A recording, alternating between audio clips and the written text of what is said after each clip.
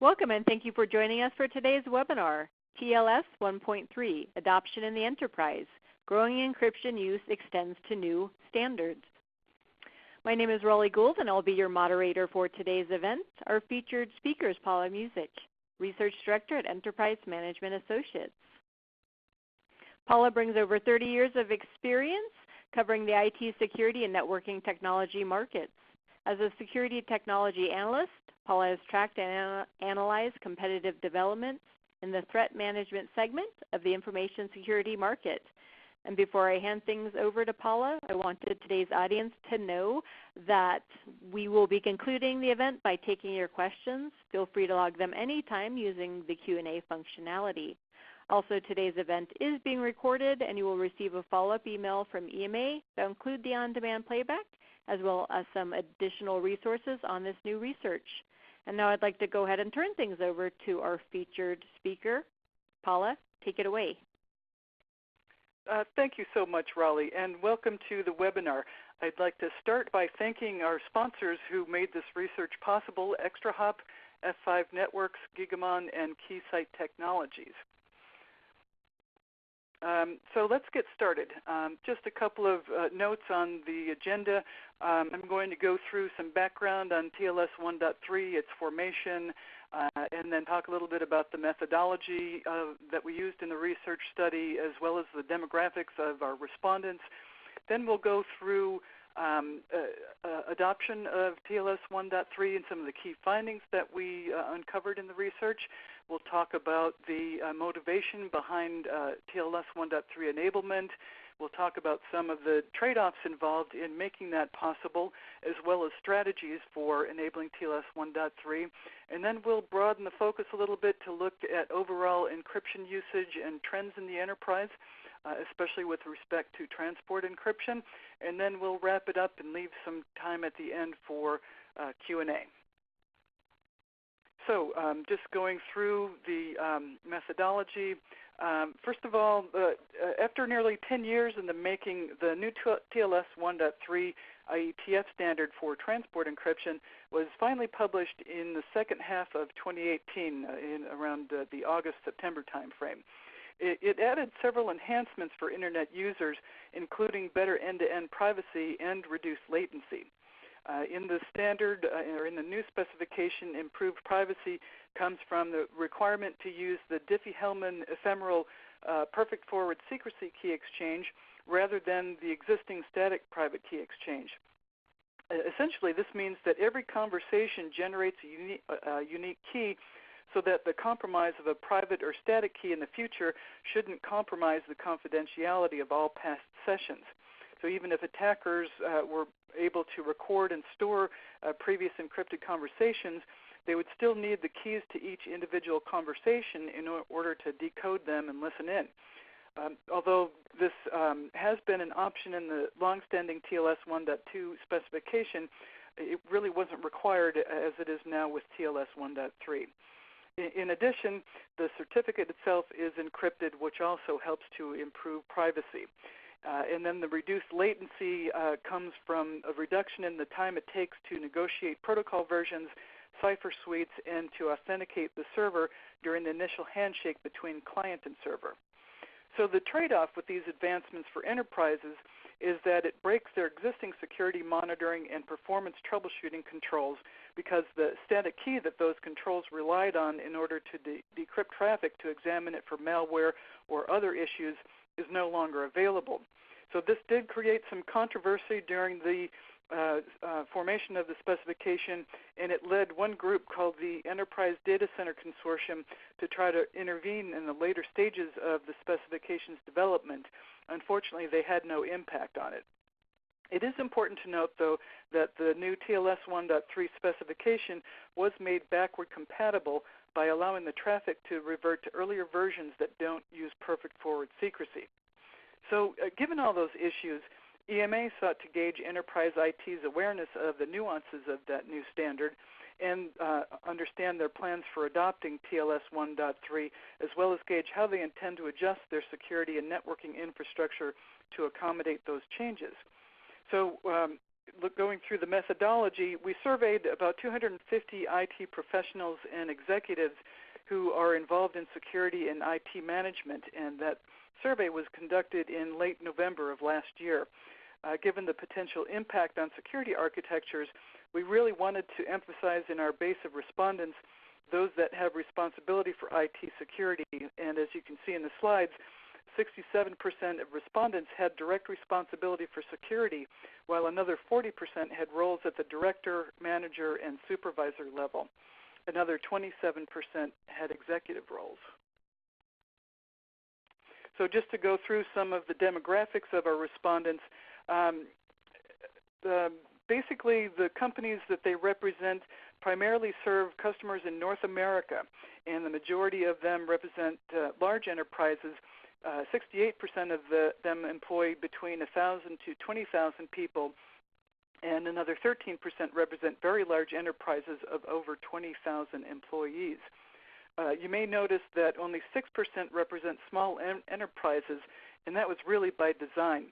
We believe that respondents at small businesses would be less aware of TLS 1.3 and the intricacies of the specification, and we really wanted to delve into some of the specific issues raised by certain aspects of it.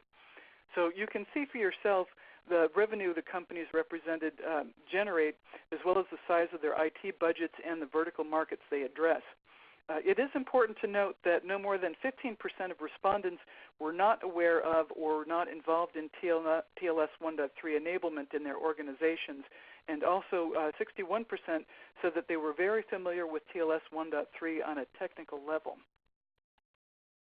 All right, so let's go through some of the key findings in the study. So given the controversy and the issues raised about the changes in TLS 1.3, it's really not a surprise that respondents said that they were concerned about both the security and the operational implications of the newly minted standard. As you can see, at least 40% said they had some concerns over the security implications, and another 21% expressed significant concerns. At the same time, 34% expressed some concerns, and another 22% expressed significant concerns over the operational implications of the standard.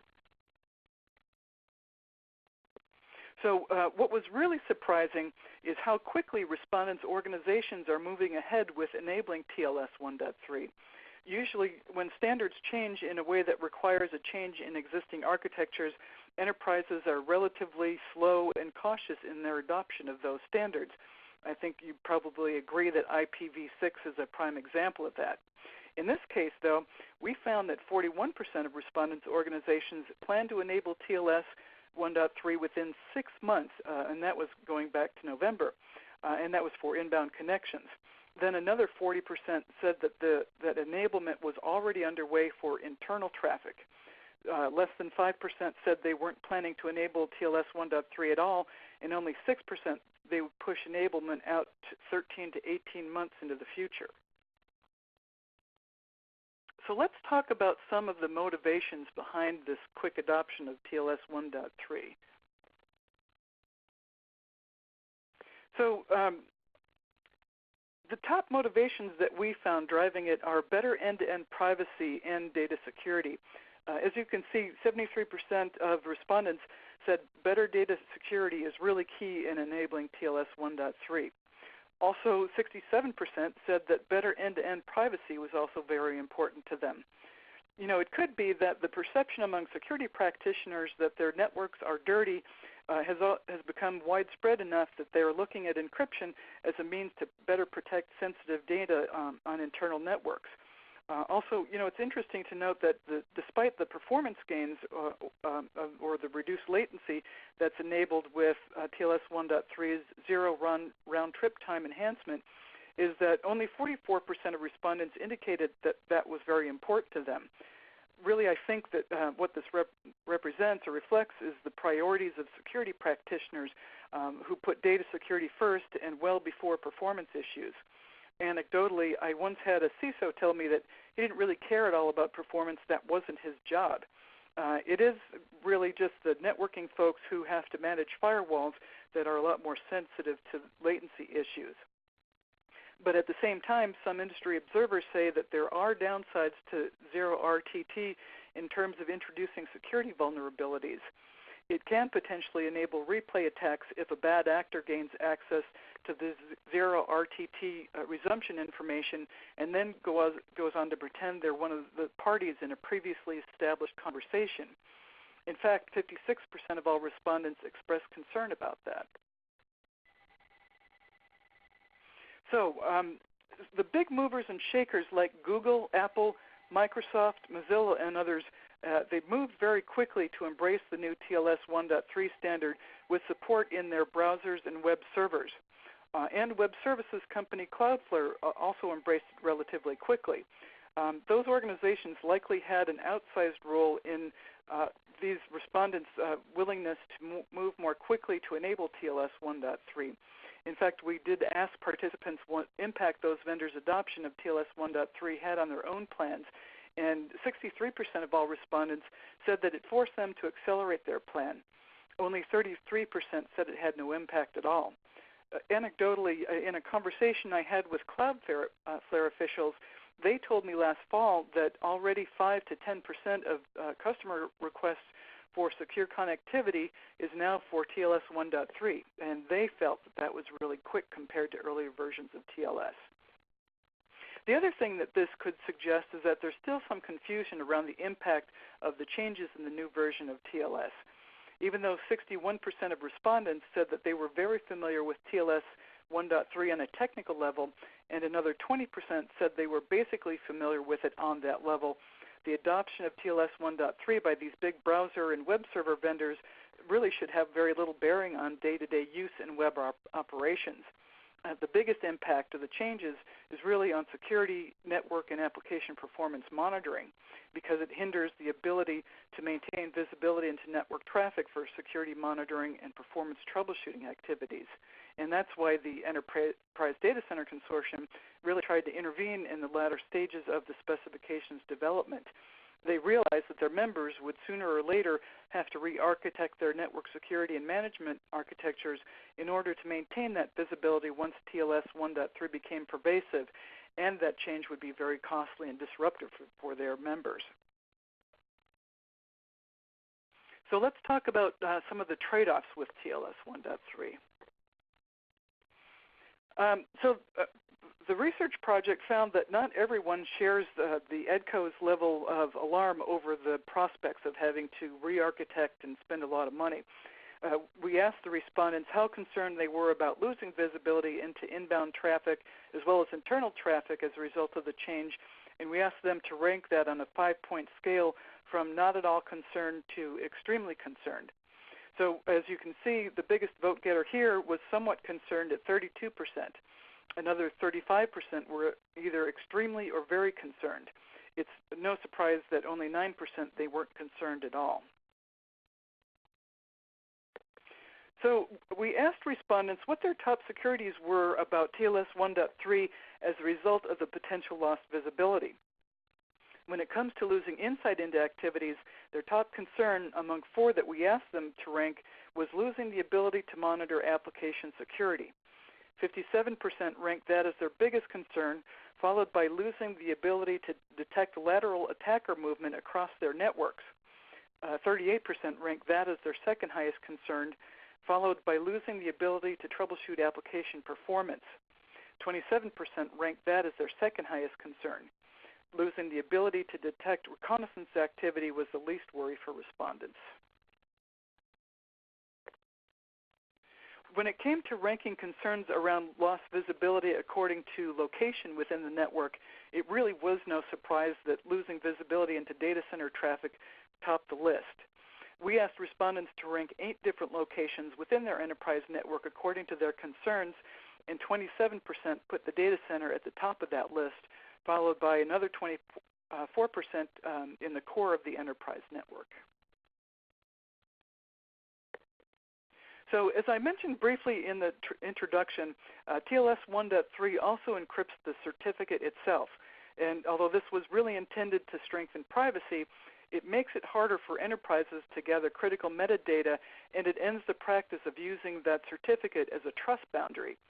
More specifically, it impacts passive mode network security products that rely on the ability to examine the certificate to detect anomalies such as self-signed certificates. With the fast adoption of the free Let's Encrypt SSL certificate authority by malware writers, losing the ability to inspect for self-signed certificates is a big win for the bad guys and really a big loss for IT security. In fact, some decryption experts believe that this is a bigger issue than the mandated use of perfect forward secrecy in TLS 1.3. We asked respondents whether they viewed the encryption of the certificate as more of a security or an operational issue that required a change in their security architectures. As you can see, 38% view it as more of a security issue, while 33% see it as more of an operational issue. 20% see it as both. So let's talk a little bit about strategies for enabling TLS 1.3. So when it comes to those strategies, we asked respondents if they thought it would require a change to their security architectures. Almost everyone agrees that enabling TLS 1.3 will require that change in their security architectures. But how significant that change will have to be to accommodate perfect forward secrecy and certificate encryption is where views really diverge. About half of the respondents think it will be insignificant, slightly less than half think it will be significant, and just 5% don't foresee a required change in their security architectures. So at least for the majority of the respondents that we talked to, it's really not a question of if, but how. So respondents seem to be mulling multiple strategies to enable TLS 1.3 while still maintaining visibility for security and performance monitoring. We asked respondents about 5 different strategies. Those include replacing existing stateful inspection firewalls with proxy-based firewalls, maintaining existing firewalls at earlier versions of TLS for as long as possible, looking for inline decryption and inspection by existing security controls without causing a big performance hit, enabling decryption and re-encryption on existing inline security devices and hoping that it doesn't add too much latency or complexity or security vulnerabilities. And then the last option was to look for out-of-band decryption solutions that enable decryption and inspection without exacting a significant performance penalty. So the top choices we learned, and respondents, by the way, could choose from more than one, varied according to the size of the organization. So respondents at very large enterprises and large enterprises overall were really split in their top choice strategies between maintaining existing firewalls at earlier versions of TLS for as long as possible and enabling decryption and re-encryption on existing inline security devices and hoping that it doesn't add too much latency and vulnerability. So it's obvious the TLS 1.3 PFS mandate puts IT security and operations practitioners in large enterprises between a rock and a hard place. The former choice that they indicated suggests the disconnect between apparent plans to move ahead with TLS 1.3 enablement while at the same time maintaining existing firewalls at earlier versions of TLS for as long as possible. The second choice that they mentioned for strategies is really akin to a Hail Mary pass, suggesting either some level of desperation or maybe optimism. So for mid-sized organizations, maintaining existing firewalls at earlier versions of TLS for as long as possible was also their top choice at 63%. That was followed by looking for inline alternatives that enable decryption and inspection by existing security controls without exacting a significant performance penalty. So this was interesting. I thought only respondents representing SMBs indicated that their clear top choice was to replace existing stateful inspection firewalls with proxy-based firewalls. 69% of those SMBs indicated that option as their top choice or top strategy.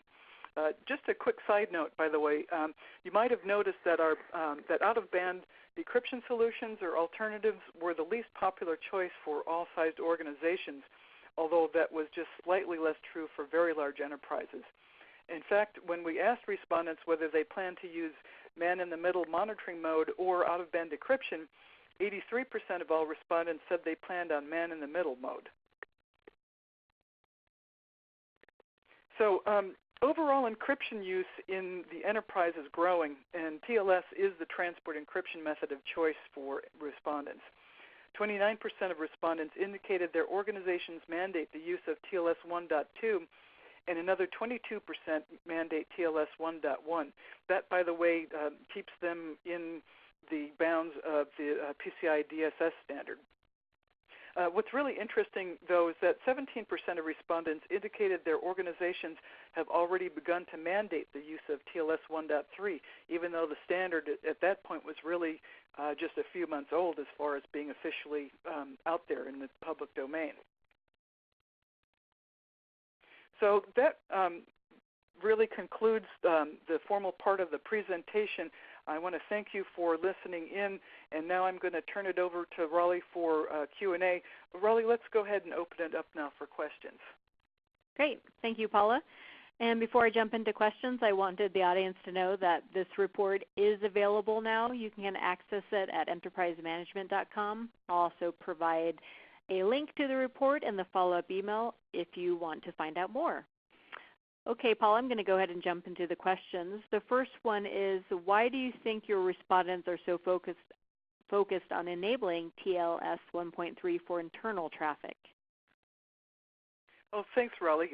So I did mention earlier that I believe there is widespread perception now among security practitioners that their networks have already been compromised, and they may be looking at internal encryption as a means to protect their sensitive data.